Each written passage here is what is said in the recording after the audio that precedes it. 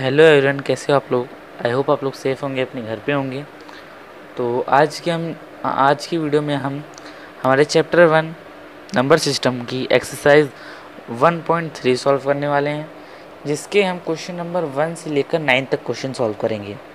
तो आपके माइंड में अब एक ख्याल आ रहा होगा कि 1 से लेकर 9 तक क्वेश्चन सॉल्व करने में बहुत टाइम लग जाएगा, लेकिन मैं आपको पूरी बात बता दूं। हम लोग जैसे इसमें 1 में 1 2 3 4 5 6 पार्ट्स हैं, तो हम लोग इसके कुछ पार्ट करेंगे और कुछ पार्ट आपको मैं होमवर्क दूंगा। और अगर आपको मतलब होमवर्क में वो चीज़ नहीं समझ में आ रही है, नहीं हो रहा है, तो आप वो चीज़ कमेंट कर सकते हो, या तो मेरा इंस्टाग्राम हैंडल जो आपको साइड में कहीं दिख रहा होगा उस पे जाके उस पे जाके आप मुझे जो आपने वो होमवर्क किया है उसकी फ़ोटो भेज सकते हो और अपना डाउट नीचे पूछ सकते हो। चलिए हम लोग शुरू करते हैं क्वेश्चन नंबर फर्स्ट से। और हाँ, अगर आपने अभी तक हमारे जो नंबर सिस्टम चैप्टर की एक्सरसाइज 1.1 और 1.2 है उसको नहीं देखा है, तो लिंक इन द डिस्क्रिप्शन में लिंक है, वहाँ से जाके उस वीडियो को ज़रूर वॉच आउट करें, तभी आपको ये जो एक्सरसाइज हैं वो ईज़िली समझ में आएंगी। चलिए हम लोग अपना क्वेश्चन नंबर 1 शुरू करते हैं। क्वेश्चन नंबर 1 दे रखा है, right the following in decimal form and say what kind of decimal expansion each has। अब देखिए डेसिमल, देखिए ये जो इस क्वेश्चन में कह रहा है कि इन सबको डेसिमल फॉर्म में लिखिए और बताइए कि कौन से डेसिमल एक्सपेंशन है। डेसिमल एक्सपेंशन दो टाइप के होते हैं, एक होता है टर्मिनेटिंग, एक होता है नॉन टर्मिनेटिंग। अब टर्मिनेटिंग और नॉन टर्मिनेटिंग क्या होते हैं? टर्मिनेटिंग वो होते हैं जैसे किसी भी डिजिट को डिवाइड करने के बाद उनका आंसर जैसे पॉइंट में 96, बस मतलब फिक्स्ड उसमें आए, बढ़ता ना जाए। 96 हो गया, 26 हो गया, 0.56 हो गया, 0.2926998 हो गया, और भी चीज़ें। पर नॉन टर्मिनेटिंग क्या होता है? मतलब ऐसा एक्सपेंशन, मतलब ऐसा लास्ट में वो बचे, जो रिमाइंडर बचे, मतलब जाता है जैसे आगे हमारा 0.263918249686 ऐसे चलता चला जाए, बहुत सारे लंबा लंबा उसमें डिजिट्स में, तो इसको कहते हैं नॉन टर्मिनेटिंग, जिसका इसकी डिजिट का एंड ना हो, मतलब वो एंड ना हो, मतलब सही से एंड नहीं हो रहा है। तो वही हमको बताना है। इन सबको डिवाइड करेंगे और देखेंगे अगर इनकी जो लास्ट में जो वैल्यू है कोई 1 2 3 4 मैक्सिमम 4 डिजिट तक, 4 या फिर 5 डिजिट तक जाती है, उसके बाद से लास्ट में 0 बच जाता है, तो ये टर्मिनेटिंग होंगी। और लास्ट में अगर 0 नहीं बच रहा है, वैल्यू आती जा रही है, तो ये नॉन टर्मिनेटिंग होंगे, और जिसको रिपीटिंग भी कहते हैं। पहला हमारा क्वेश्चन है 36 डिवाइड बाय 100। अब इसको चलिए डिवाइड करते हैं। 36 इधर ट्रांसफ़र हो जाएगा, तो हो जाएगा 36 और 100 इधर रह जाएगा। अब 36 तो 100 से 100 की टेबल में आता नहीं है, तो हम लोग इधर क्या करेंगे, पॉइंट लगाएंगे और इसमें 0 बढ़ा देंगे। तो कितना आएगा? 100 3 300, लास्ट में बचेगा 60। और अब हम लोग एक देखिए पॉइंट हमारे पास ये जो डेसिमल है, इस एक बार अगर हमने ऊपर की उसमें लगा दिया है डेसिमल ऊपर की डिजिट में, तो हम लोग 0 बढ़ा सकते हैं जितनी भी बार, चाहे आप दो डिजिट बढ़ाइए, लेकिन आपके उस पर डिपेंड करता है डिवीज़न में कि किस चीज़ से मतलब वो डिवाइड होगा। देखिए जैसे मेरे 1 0 से, देखिए मैंने 1 0 और बढ़ा दिया, डेसिमल मैंने नहीं लगाया क्योंकि डेसिमल पहले ही लगा था, तो हो गया 100 600। ये माइनस में चल रहा है यहाँ पर, तो कट जाएगा, सब कट गया। अब देखिए जो यहाँ पर वैल्यू आई है वो आई है 0.36, और लास्ट में 0 भी बच गया है। तो ये कौन सा है? ये टर्मिनेटिंग डेसिमल एक्सपेंशन। आगे डेसिमल एक्सपेंशन आप बना के लिख सकते हैं। चलिए अब आते हैं हम लोग अपने सेकंड क्वेश्चन पे, जिसमें हमको क्या दे रखा है 1/11। देखिए अब 1/11 को हम लोग सॉल्व करते हैं। 1/11 तो 1 और 9 11 और 1 इधर ट्रांसफ़र, तो हम लोग इधर पॉइंट लगाएंगे तो 0 बढ़ेगा। और अभी हम देखिए अभी 1 0 से हमारा काम नहीं चल रहा है, तो हम लोग 1 0 इसमें और लगा देंगे। अब देखिए अब इसको डिवाइड देंगे, अब तो हो जाएगा 11 9 ज़ा 99, इसको माइनस करेंगे तो बचेगा 1। और देखिए यहाँ पर हम लोगों को यहाँ पर 0 9 लगाना है। पूछिए अब आप लोगों के दिमाग में आ रहा होगा हम लोग 0 क्यों लगाएंगे 9 से पहले? 11 9 ज़ा 99 होता है। जब भी ऐसी कोई वो आ जाए, ऐसा डिवीज़न में कभी आ जाए कि जब आपको दो ज़ीरो साथ में लेके मतलब डिवाइड करना हो, तब आपको उससे पहले एक ये रूल है कि 0 लगाना ही पड़ता है। हम लोगों ने देखिए 2 0 को एक साथ लिया, तो इसे लगाया हम लोगों ने 0 9। आई होप आप लोगों को समझ में आ गया होगा। अब देखिए पॉइंट है, तो हम लोग फिर से 1 0 बढ़ाएंगे। 1 0 से काम नहीं चल रहा है तो 1 0 और बढ़ाएंगे, तो फिर करेंगे 0 9, क्योंकि यहाँ पर 2 0 है, तो हो जाएगा हमारा 99। तो फिर माइनस करेंगे, फिर बचेगा, फिर 2 0 बढ़ाएंगे, फिर 0 9 लिखेंगे, हो जाएगा 99। फिर माइनस करेंगे, फिर अब देखिए अब ये ना तो मतलब पूरी तरीके से मतलब देखिए यहाँ पर ये ख़त्म ही नहीं हो रहा है। 0 लास्ट में रिमाइंडर 0 आ ही नहीं रहा है, 1 आ रहा है, फिर हम लोग 0 बढ़ा रहे हैं, फिर 99 कर रहे हैं। देखिए अब देखिए यहाँ पर 0 क्या आ गया 0 9 0 9 0 9। ऐसा ही ये 0 9 0 9 0 9 आता रहेगा पूरे मतलब बहुत ऐसे ही जितनी बार भी हम डिवाइड करेंगे हमेशा 0 9 0 9 आएगा। तो ये क्या रहेगा? Non terminating. और इसको हाँ नॉन टर्मिनेटिंग हो जाएगा, क्योंकि लास्ट में 0 भी नहीं बच रहा है और डिजिट भी आती जा रही हैं। अब चलिए अब इसका मैंने क्या किया है 1 और 2 पार्ट मैंने आपको सॉल्व कर बता दिए कैसे सॉल्व। अब बाकी के जो 3 4 5 6 इसको मैं आपको इसको होमवर्क में दे रहा हूँ, इसको आपको घर में अपने करना है, प्रैक्टिस करनी है। अब चलिए आ जाते हैं हम लोग सेकंड क्वेश्चन पे। क्वेश्चन नंबर 2 दे रहे। और हाँ अब आपके मन में एक डाउट आ रहा होगा कि ये जो ऊपर बार लगा है इसका मतलब क्या होता है? इसका मतलब होता है कि ये जो जितने डिजिट के ऊपर बार है ये मतलब कि ये फिर से रिपीट हो रहे हैं। जैसे कि हमारा बार किस पे है 0.142857 114 28 और 57 पे हमारा बार है। तो आगे भी जब डिवाइड करते जाएंगे हम लोग, जैसे किसी 1/7 ही की वैल्यू दे रखी है ना ऐसी, तो अगर इसको हम और डिवाइड करेंगे तो फिर से यही डिजिट आएंगी 14 28 57 14 28 57। जितनी बार डिवाइड करते जाएंगे तो इसी के लिए इसको शॉर्ट में बताने के लिए इसके बार लगा दिया जाता है कि ये डिजिट रिपीट हो रही हैं। और देखिए अगर बार सिर्फ 7 पे लगा होता तो ये 14285 उसके बाद 7 7 7 7 आता, क्योंकि बार सिर्फ यही एक डिजिट है जो कि रिपीट हो रही है। लेकिन यहाँ पर देखिए पूरी इन सब डिजिट पे लगा है, 1 पे भी लगा है, 4 पे भी लगा है, 2 पे भी लगा है, 8 पे भी लगा है, 5 पे भी, 7 पे भी, तो इसीलिए हम लोगों ने बाहर सब पे लगाया है। अब देखिए सेकंड क्वेश्चन हमारा क्या है, you know that 1/7 is equal to 0.142857। मतलब कि 1/7 की वैल्यू क्या दे रखी है 0.142857। Can you predict what the decimal expansion of 2/7 3/7 4/7 5/7 6/7 without actually doing the long division? If so, how? इसमें मेन चीज़ पूछा क्या है, हमको 1/7 की वैल्यू बता दी गई है।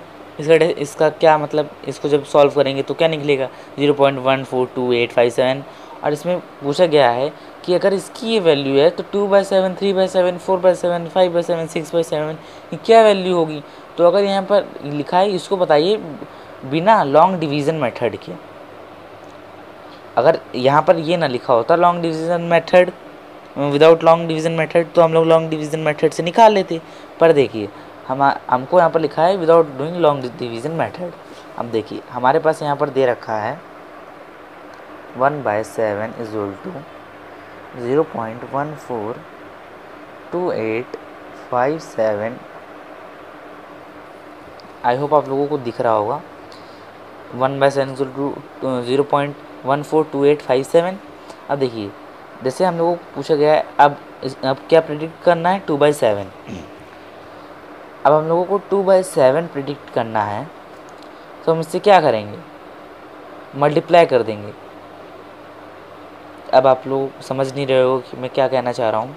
देखिए नीचे के जो बेस हैं वो सेम है, तो देखिए तो ये बन जाएगा 2 × 7, ऐसे बन जाएगा, ऐसे ही तो बन जाएगा ना। क्योंकि देखिए अगर हम लोगों ने जैसे ये लिखा 2/7 और 1/7 तो उनका बेसिस तो सेम है। तो देखिए 7 ले लिया और 2 × 7 देखिए 7 के ऊपर 1 भी है, तो वो इसकी वैल्यू क्या है हमारी 0.142857। तो बस इसका आपको क्या करना है, अब इसको देखिए 7 से नहीं मल्टीप्लाई करना है, 7 की जो वैल्यू है उससे मल्टीप्लाई करना है। देखिए 2 को मल्टीप्लाई करना है 142857 से। तो जब इसको हम लोग मल्टीप्लाई करेंगे हो जाएगा 7 × 14, 5 7 × 14, 5 × 10 11, 8 × 16 17, 4 5 8 2, ये आ जाएगा इसका आंसर। अब आपको समझ में आ गया। इसी तरह देखिए यहाँ पर हम लोगों ने पहला कर दिया है 2/7, अब वैसे ही 3/7 होगा। 3/7 = नीचे की बेसिस सेम है तो 3 × 7 बचे होगा 7। और आप लोग ध्यान रखना कि ऐसे 7 मत लिखना, आप लोग लिखना 3 × 1/7, ये लिखना। 1/7 की क्या वैल्यू दे रखी है 0.14282, ऐसे ही कुछ दे रखा था, एक सेकेंड, 0.142857। अब तो मुझे ये याद भी हो गया इसके ऊपर कि मैं ये बार, अब इसको मल्टीप्लाई करेंगे 3, मैंने बताया ना कि ये 7 की जो ये है वैल्यू इससे मल्टीप्लाई करेंगे हम लोग 142857। अभी 5 है, अब ये जब मल्टीप्लाई करेंगे तो आंसर आ जाएगा। देखिए अब मैंने आपको ये सब करके दिखा दिया। अब ये जो 4 5 6 हैं, और आप मुझे कमेंट में बताइएगा 3/7 का क्या आंसर आ रहा है। और अगर आपको इन सब में जो मैं क्वेश्चन आपको होमवर्क में दे रहा हूँ अगर आपको नहीं समझ में आ रहे हैं तो मुझे कमेंट या फिर इंस्टाग्राम पे मैसेज कर सकते हैं along with the question homework photo. Question की जो फ़ोटो होगी आपकी कॉपी में उसके साथ आप जो मतलब आपकी कॉपी में जो क्वेश्चन और जो आपने किया है उसकी फ़ोटो भेजिएगा और क्या डाउट आ रहा है वो बताइएगा। अब हमारा नेक्स्ट क्वेश्चन दे रखा है express the following in the form P/Q where P and Q are integer and Q = not 0। First है हमारा 0.6 और ऊपर बार, मतलब कि 6 की बार है, तो मतलब मैंने आपको क्या बताया था कि 6 की वैल्यू रिपीट हो रही है। अब देखिए अब यहाँ पर आपको इसका कॉन्सेप्ट समझना पड़ेगा कि 0.6 जो है वो किसी ना किसी चीज़ से तो निकला ही होगा। वो मतलब किसी न किसी P/Q के फॉर्म को जब सॉल्व किया गया होगा तब जाके निकला होगा 0.6। तो वही P/Q को फाइंड करना है 0.6 कौन से नंबर से किस नंबर से वो निकला है। तो देखिए अभी आपको समझ में नहीं आ रहा होगा तो अभी मैं आपको समझाता हूँ।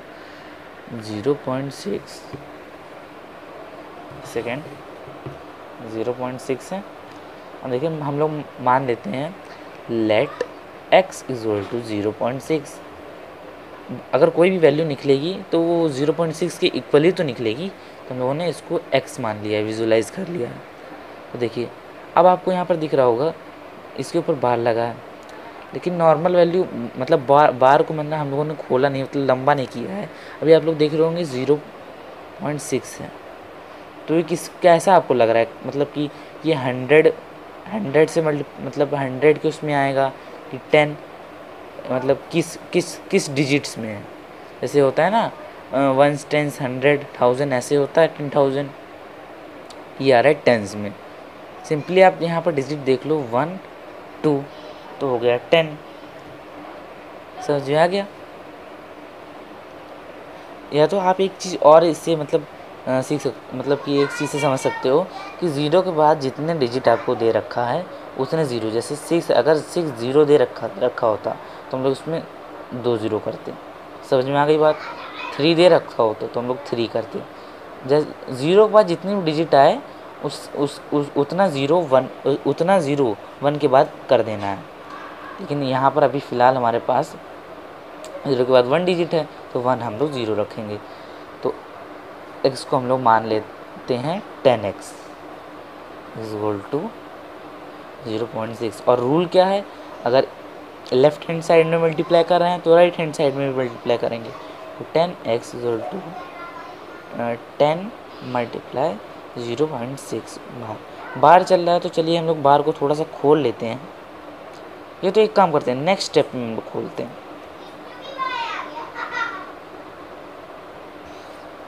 लेकिन एक सेकेंड, यहाँ पर हम लोग देखिए स्टेप में उतारते जा रहे हैं, तो हम लोगों को यहीं पर हमारी वैल्यू खोल देनी चाहिए थी। मतलब कि हम लोगों को 10x जैसे हम लोगों ने ले लिया, तो हम लोगों को यहाँ पर एक वैल्यू बढ़ा देनी चाहिए थी। इससे हमारा जो आगे का सोल्यूशन है वो थोड़ा इजी हो जाता है। तो यहाँ पर हम लोगों ने बढ़ाया तो यहाँ पर भी बढ़ाएंगे। तो अब जब इसका मल्टीप्लाई करेंगे तो आएगा 6.6 और बार चलता रहेगा। 0 के बाद बार लगाया ना, तो इधर 6 जो है 6 के ऊपर बार नहीं लगेगा, क्योंकि 6 तो 0 की जगह आया है पॉइंट के इस साइड में। तो देखिए अब हो जाएगा हमारा डेड एक्स। तो इसको हम लोग क्या करते हैं, एक डिजिट और बढ़ा देते हैं। अब देखिए अब इसमें हम लोग क्या माइनस करेंगे, पहली वाली डिजिट 10x में x माइनस करो। 10x दे रखे हैं तो बचेगा हमारा 9x। और देखिए यहाँ पर हम लोगों ने लिया। अब अगर हम देखिए यहाँ पर भी हम लोग 6 बढ़ा सकते थे, लेकिन हम लोगों ने बढ़ाया नहीं। मैंने क्यों नहीं यहाँ पर बढ़ाया, क्योंकि मुझे आपको समझाना था कि जो यहाँ पर आपको वैल्यू दे रखी है उसी से आपको मल्टीप्लाई करना है, मतलब उतने ही ज़ीरो लेने हैं। जैसे यहाँ पर हम लोगों ने 1 और 0 लिया, मतलब 10 लिया। यहाँ पर देखिए 2 डिजिट हैं तो हम लोग यहाँ पर क्या लेंगे, 100 लेंगे। बस उसी को समझाने के लिए, वरना हम 6 यहाँ पर ही ले लेते हैं। तो जब इसको देखिए ज़ीरो, सॉरी एवरीवन, क्योंकि मेरी जो फ़ोन की जो बैटरी है वो की टोटली मतलब ख़त्म हो गई थी, तो मैं अब दूसरे कैमरे से रिकॉर्ड कर रहा हूँ। अब देखिए मैं आपको क्या बता रहा था, मैं तो आपको डिजिट के बारे में समझा रहा था, वरना तो मैं वैल्यू यहीं पर ही खोल देता। एक सेकंड में थोड़ा फ्लैश ऑन कर देता ताकि आपको क्लियर दिखे। हाँ अब आपको दिख रहा होगा। यहाँ पर खोल देता। अब देखिए यहाँ पर दे रखा है, हमने माइनस किया 10x को x से माइनस किया तो बचा 9x। अब देखिए 6, हम लोग इस 10x को नहीं लिए हैं, हम लोग लास्ट में जो निकला है 10x को x से माइनस किए तो 9x, और 6.66 को अगर माइनस करेंगे 0.66, तो ये जो 6 हैं ये कट जाएंगे और हमारा 6 माइनस 0 हो जाएगा 6। तो हम अब देखिए अब इसको हम लोग ट्रांसफ़र करेंगे तो x रिजल्ट हो जाएगा 6 और 9, और उसको और कटेगा 3 2 6, 3 3 9, तो 2/3 हो जाएगा इसका आंसर फाइनल। आई होप आप लोगों को ये चीज़ समझ में आ गई होगी।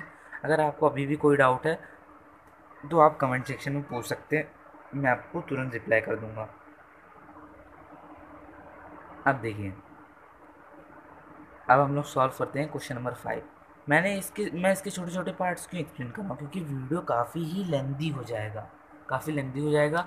और हाँ वैसे भी आप लोगों को अगर कोई दिक्कत होगी तो आप तुरंत कमेंट में पूछ लीजिएगा, आपको या तो मैं वीडियो बना दूंगा या तो मैं आपको कमेंट के ज़रिए ही आपको उसका आंसर बता दूंगा कि वो कैसे सॉल्व हुआ। चलिए अब हम लोग क्वेश्चन नंबर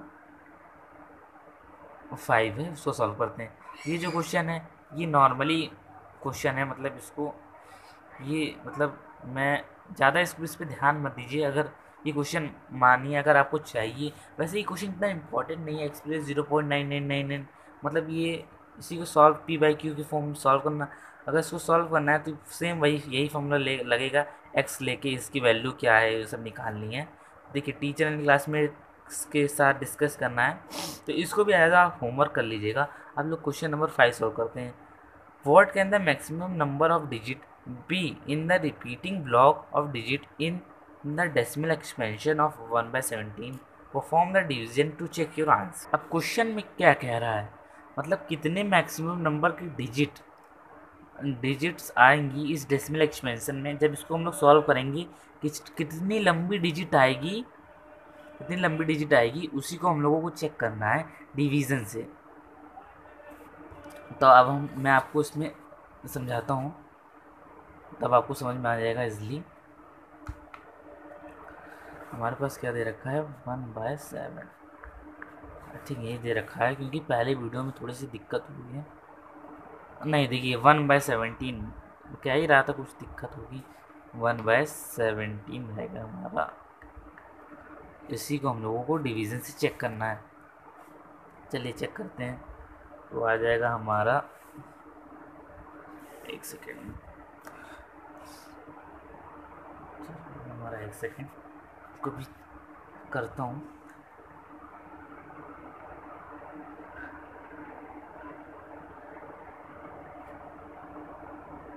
वन हो जाएगा ट्रांसफर इधर, 17 पॉइंट लगाएंगे तो 0।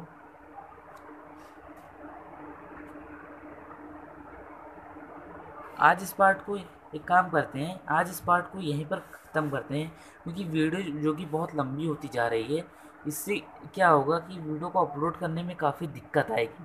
तो इसीलिए 1 से लेकर 5 तक मैंने एक्सप्लेन कर ही दिया है। 6 से लेकर अब मैथ की क्लास के 3 डेज़ हो चुके हैं। अब जो है आपको साइंस की वीडियोज़ आएंगी और उसके बाद फिर से मंडे से आपको मैथ की वीडियो आएंगी 3 डेज़। उसके बाद फिर आपको सैटरडे और संडे तक सैटरडे तक आपको साइंस की वीडियो आएंगी, मतलब 3 डेज़ तक मैथ 3 डेज़ साइंस। और संडे को आपको एक छोटा सा व्लॉग मिल जाएगा, इसमें कुछ भी हो सकता है, कुछ भी हो सकता है, मतलब कि कुकिंग से रिलेटेड, किसी चीज़ से रिलेटेड जो घर में चीज़ें हुई हैं उसी वही चीज़ें हम लोग डिस्कस करेंगे। हम लोग कहाँ घूमने गए, ऐसा है वैसा है और भी चीज़ें। तो चलिए मिलते हैं आपको नेक्स्ट वीडियो में एक नए चैप्टर और टॉपिक के साथ। और वैसे तो अभी हम लोग इसी को 1.3 का 1 से लेकर 5 तक की हैं। अब कल तो आपको वीडियो मिल नहीं पाएगा क्योंकि कल तो साइंस का डे है, तो अब ये डायरेक्ट 6 से लेकर 9 तक है, ये डायरेक्ट आपको मंडे को ही मिलेगा।